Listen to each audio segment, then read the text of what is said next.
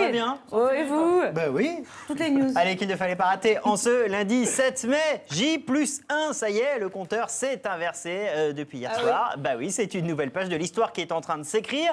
Ça s'est passé évidemment à partir du moment où vous l'avez vu sur vos écrans, le visage de François Hollande apparaître. François Hollande qui l'emporte donc avec les chiffres officiels à 51,63% des voix contre 48,37% pour Nicolas Sarkozy. Un résultat qui est évidemment espéré, désiré au Parti socialiste. Ça tombe bien, on y était. Grambeau à Solferino, regardez. On a des tendances et puis on va attendre le résultat final parce qu'il n'y a que comme ça que ça fonctionne. Ça y est, c'est fait, c'est acquis. Rien n'est jamais acquis jusqu'à la dernière minute. Mais bon, disons que ça sent bon. 3, 2, 1. Obtenu avec 52% selon l'estimation Ernest Sofras. Il y a de l'émotion ce soir. Oui, beaucoup. C'est sublime de vivre enfin l'alternance. Oh alors, vous avez perdu votre bouteille? Ouais, en fait, c'est pas la mienne et je trouve ça beau parce qu'on partage. C'est le partage et on partage les microbes, on partage les joies, les peines. Je suis presque sous alors que j'ai pas bu du tout. C'est fantastique, là on assiste à un moment extraordinaire. Quand on adhère au Parti Socialiste, qu'on a 18-19 ans, comme ce fut mon cas, il y a toujours ces photos un peu jaunies de la victoire de 81. Et on se dit quand est-ce que notre génération en aura une de victoire. Alors ce soir, vous faites quoi? Eh bien ce soir, on partage, on embrasse les camarades. C'est un bonheur sage, un bonheur responsable. Et puis demain, le temps du sérieux et de la responsabilité. Un Premier ministre, c'est important. Est-ce que vous avez déjà une petite préférence? La demoiselle, comment elle s'appelle Je verrais bien Martine Aubry. Martine Aubry, c'est ça? Martine Aubry. C'est un homme assez grand. On va faire des devinettes. C'est un homme assez grand. Je n'aurais pas de nom, c'est Ça commence à être politique là, ça y est. Mais non, c'est pas politique. Qui a des cheveux Poivre et sel. plutôt blancs. Jean-Marc? Ah, Jean-Marc Ayrault. C'est le fol.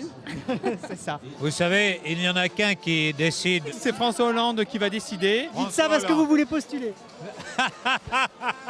Non, je pense que c'est pas. Vous postulez? À faire la fête ce soir, toujours.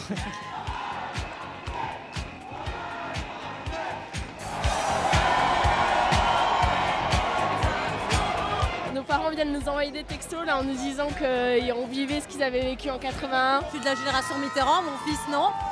Et regardez comme il est heureux. Vous avez envie de faire quoi ce soir? De faire la fête, de crier, de... Vous savez que si vous me dites ça, faut crier.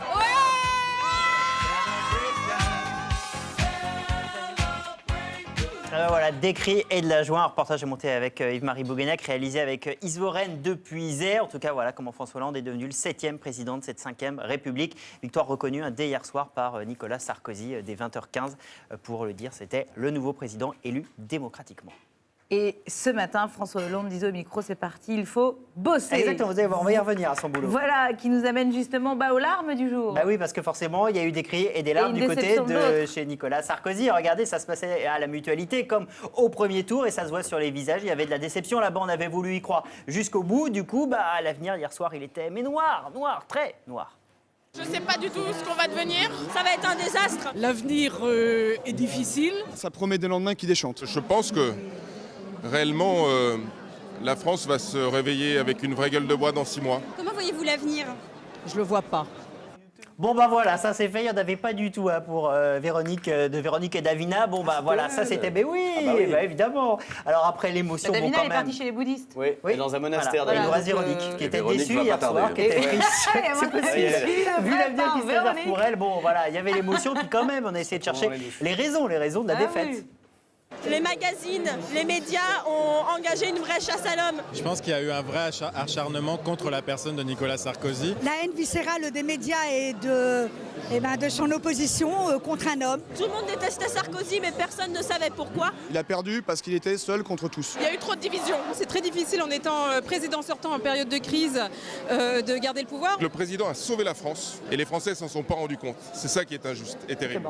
Voilà, injuste et terrible. En tout cas, dans les raisons, il y a aussi le vote blanc. 2 millions de votes blancs. C'est un record qui a été abattu et qui est un 5-6%, succès. c'est ça, hein 4,6 pour être précis, Ouais. exactement. C'est un succès évidemment pour Marine Le Pen qui avait appelé à voter blanc.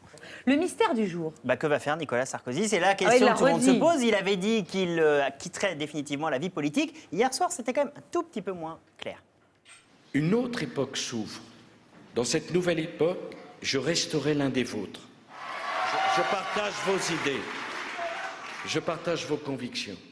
Et vous pourrez compter sur moi pour les défendre, ces idées et ces convictions, mais ma place ne pourra plus être la même.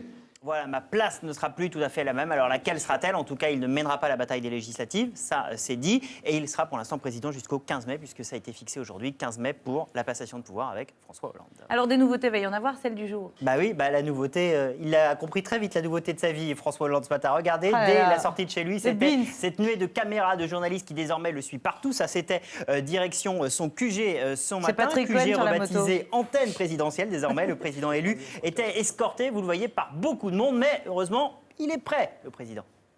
Il n'y a pas eu de transmission du pouvoir, ça viendra en son temps, il n'y a pas encore de date fixée. Je dois me préparer. J'ai dit que j'étais prêt, maintenant je dois l'être complètement. Maintenant, il doit être complètement prêt. On sait, là où il y a peut-être le plus de boulot pour François Hollande, c'est sa stature internationale. On lui a beaucoup reproché. Du coup, il y avait une conférence de presse cet après-midi de Pierre Moscovici, son directeur de campagne, qui nous a expliqué tous les contacts internationaux qu'il avait eus depuis ce matin. C'est parti. Il a eu de nombreux contacts à la fois mondiaux et européens, avec le Premier ministre japonais, avec Mariano Rajoy, M. Komorowski, Herman Van Rompuy, M. Barroso, Martin Schulz, avec Jean-Claude Juncker, Elle Thorning-Schmidt, M. Feynman, Elio Di Rupo, M. Oumala, Vladimir Poutine, Mahmoud Abbas, Benjamin Netanyahou, Zigmar Gabriel, Pierluigi Bersani, M. Goul, M. Erdogan, et j'ai oublié l'Algérie, bien sûr. Oui, n'oublions pas l'Algérie, vous voyez la liste. Il a un bon forfait, je pense, quand on est président. Mais c'est mieux que Facebook, on se fait plein d'amis, vous voyez, en une journée. Vous savez ce qui m'intéresserait, Patrick Cohen, là, cette semaine? C'est devenu une cellule élyséenne, en fait, le QG de François Hollande. On en vient justement à l'avertissement du jour. Oui, l'arrivée d'un socialiste à la tête de la France, ça change un peu la donne en Europe, et notamment en Allemagne. L'Allemagne qui a intégré aujourd'hui l'arrivée de François Hollande. Je peux dire que François Hollande sera accueilli à bras ouverts en Allemagne. Nous aurons des discussions intensives car la coopération franco-allemande est essentielle pour l'Europe.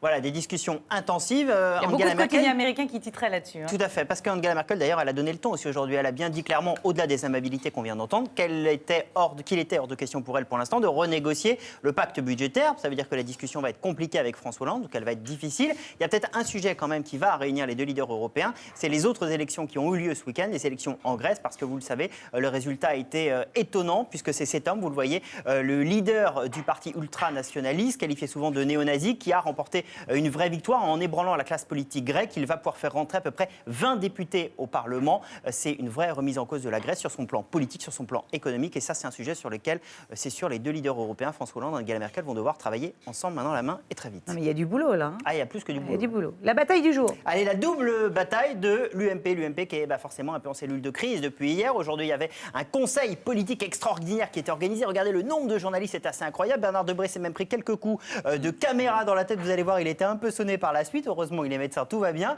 Tout le monde était là. Il y avait deux questions. Comment faire pour faire taire les dissensions au sein du parti? Comment gagner les législatives? Pour ça, il n'y a qu'une seule solution, c'est de jouer collectif.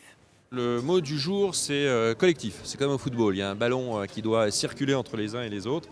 Et tout le monde est bienvenu sur le terrain. Unité, c'est combativité et c'est on va gagner les législatives. Oui, bien sûr, unis. On est déjà orphelins de président. Il faut qu'on soit tous ensemble, rassemblés, unis et forts. Pour définir les contours d'une majorité qui est possible. Elle est possible. Elle est possible. Bon, il est optimiste, François Baroin, c'est le moins qu'on puisse dire. Il y a un côté méthode Coué. C'est ça, il y a un côté méthode Coué. Alors le chiffre... Mais ça ne doit pas être facile. C'est forcément difficile un lendemain de défaite. Le chiffre qui quand même fait donner un peu d'espoir aujourd'hui à l'UMP, c'est un sondage. C'est ça qui affirme que 52% des gens qui ont voté pour François Hollande l'ont voté pour déloger Nicolas Sarkozy, plus que par adhésion pour François Hollande. Ça laisse un peu d'espoir pour les législatives pour l'UMP. Du coup, c'est aussi pour ça que la gauche est partie dès ce matin, bille en tête, à la guerre pour les législatives.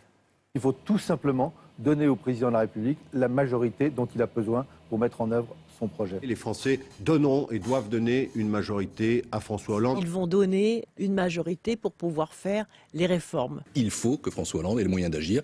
Et les moyens d'agir, dans une démocratie, c'est toujours une majorité parlementaire. Voilà, majorité, c'est le maître mot à gauche désormais pour essayer d'emporter les législatives. Les législatives par Patrick Cohen. Les photos du jour.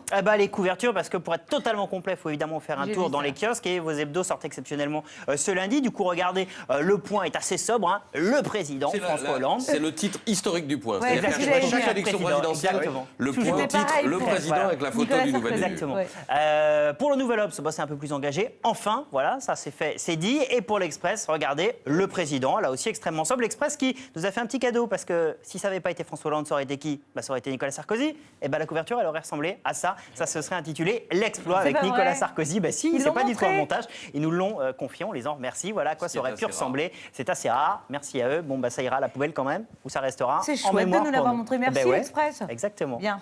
L'info dont tout le monde parlera demain. Demain, on parlera du 8 mai 45, évidemment. C'est les cérémonies de commémoration et qui seront un peu exceptionnelles parce que l'Élysée a convié François Hollande. Du coup, on aura cette image. Il a dit oui. Donc, on aura bien Nicolas Sarkozy et François Hollande. Mais il y avait déjà eu un cas, je crois, comme ça, m'a-t-on dit. En 95. Voilà.